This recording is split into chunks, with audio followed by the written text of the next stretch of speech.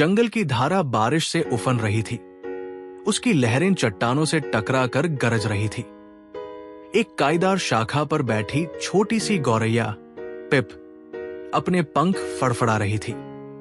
अचानक उसे एक हल्की सी फुसफुसाहट सुनाई दी। नीचे सुनहरे बालों वाला एक पिल्ला धारा के बीच फिसलन भरी चट्टान से चिपका हुआ था। उसके पंजे बार बार फिसल रहे थे और उसकी चीखें घबराई हुई थी। पिप का दिल जोरों से धड़कने लगा। बहुत खतरनाक। उसकी सहज बुद्धि ने चेतावनी दी, यहां बाज उड़ते हैं और ये बेकाबू धारा किसी को भी निगल सकती है। लेकिन पिल्ले की पुकार उसके दिल में गूंज उठी। वो आवाज जो उसे उस तूफानी रात की याद दिला रही थी, जब उसके अपने नवजात बच्चों ने मदद के लिए पुकारा था। मैं तो बस एक छोटी सी चिड़िया हूं, पिप ने खुद से कहा। लेकिन साहस का मतलब डर की गैर मौजूदगी नहीं, बल्कि डर के बावजूद उड़ना है। और फिर वो पानी को छूते हुए गोता लगाने लगी। पिल्ले की बड़ी डरी हुई आंखें उस पर टिकी थी। रुको, पिप ने चहक कर कहा। भले ही जानती थी कि वो समझ नहीं सकता, उसका दिमाग तेजी से काम करने लगा।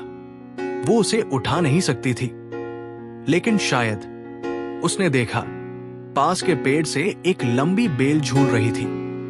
हाँ, पिप झपटी और अपनी चोंच से बेल की गांठ को खोलने लगी। उसकी चोंच में दर्द हो रहा था। उसके पंख थक गए थे।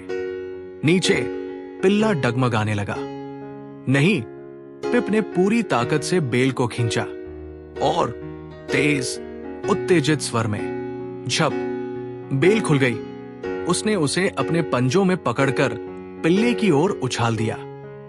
बेल चट्टान से टकराई। पिल्ले ने झपट कर उसे अपने दांतों से पकड़ लिया और उसी पल पानी ने चट्टान को निगल लिया। पिप ने बेल को खींचा। उसकी सारी ताकत दांव पर थी। पिल्ला संघर्ष करता रहा, तैरता रहा।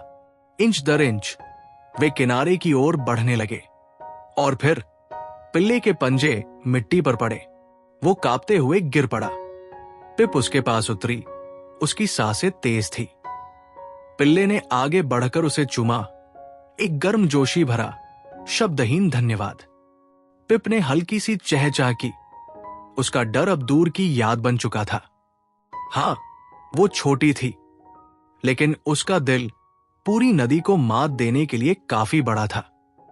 साहस आकार से नहीं मापा जाता, बल्कि किसी के दिल की करुणा से मापा जाता है।